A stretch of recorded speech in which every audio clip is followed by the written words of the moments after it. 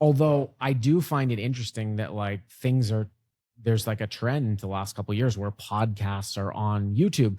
And I do feel like it is different to watch. Like I do get a different experience. Like I can obviously listen to a podcast that's all audio, but I get a different experience if I'm watching it. You know? Yeah, the rise of video podcasts is just huge now. Which is part of the reason why we're here now, because I want to start a video podcast. It's just something different about just being able to just like see things, especially like for poker. Like I can't imagine listening to a poker podcast and having to like literally visualize everything. You know what I mean? Well, that is a little bit of a challenge, and that's something that I'm good at, like repeating the board, and I I give notes and stuff like that. But even if I were to do my flagship podcast, I wouldn't probably be doing visuals. But I'm saying that you still kind of get a different experience when you're watching somebody talk, even if there's no visual. You know what I'm saying? Yeah. Because most video podcasts, you're just watching them talk, like Rogan, right? It's not really edited. Yeah, you're just watching them talk, but you get a different experience. But like this, I mean, of course, you can put it up. You're gonna put it up on, Apple Podcasts, and you know. Oh, definitely. Yeah, for sure. So when you started Crush Live Poker, obviously, like it's a coaching site or a coaching subscription. How did you go about like finding like coaches to like recruit to the company? So I started with not that many coaches. It was mainly me.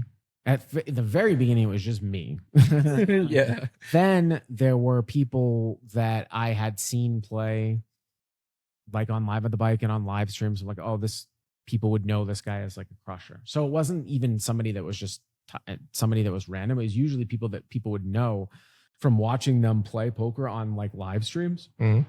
And that's kind of how I got, I've had probably 25 content creators, sort of in the last like 10 years. But I maybe at some point I'll take a step back, but I would say the site is still primarily me, like as the face, primary content creator. Yeah.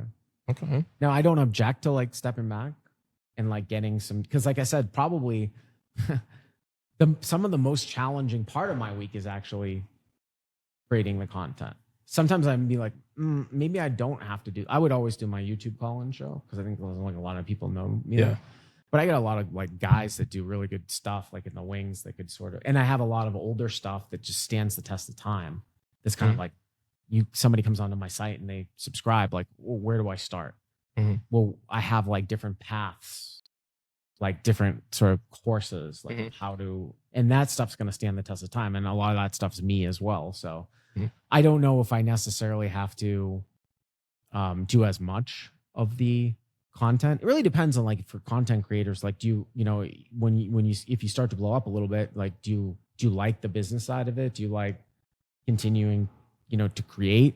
Some people just want to continue to create. Sometimes it will get a little bit old and maybe you want to run a business. I personally, like right now, I kind of like running more of the business side. I don't dislike the creation side, but it's just been doing it for a long time. Every week. Every week. So given that you are a poker coach, have you found it hard to kind of be a little splashy on the table whenever you're playing in a live stream? Well, it's funny you say that. Like, no, I have to protect my brand. I can't really play splashy. Because sometimes I'll get invited to play in these games on Hustler Casino Live, which is like the biggest live stream. Yeah. People know anything about poker, they've seen it. Mr. Beast has played on there. But these games, they don't really represent what your average poker game would be like in a casino. They're a lot softer, meaning like the competition is a lot. That is almost like a private game, like we talked about. Like it's like a curated lineup. It's not open to the public. So the game is really good. So usually a guy like me wouldn't get invited into the game, but I get invited into the game because I'm somewhat of a name, and I also help them with commentary. Yeah. But even still, like,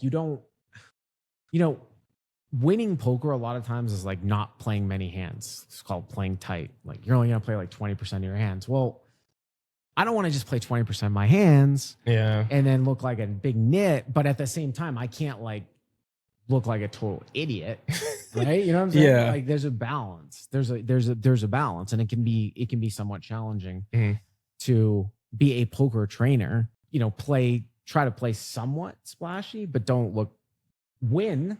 Right? Yeah. But don't be like too much of a nit where they're like, get this guy out of here. You know what I'm saying? Do you like feel pressure to like perform and like be profitable at the table, like when you're on the live stream? Sure. Absolutely. Yeah. Absolutely. Yeah, absolutely. I want to probably be profitable. Yeah.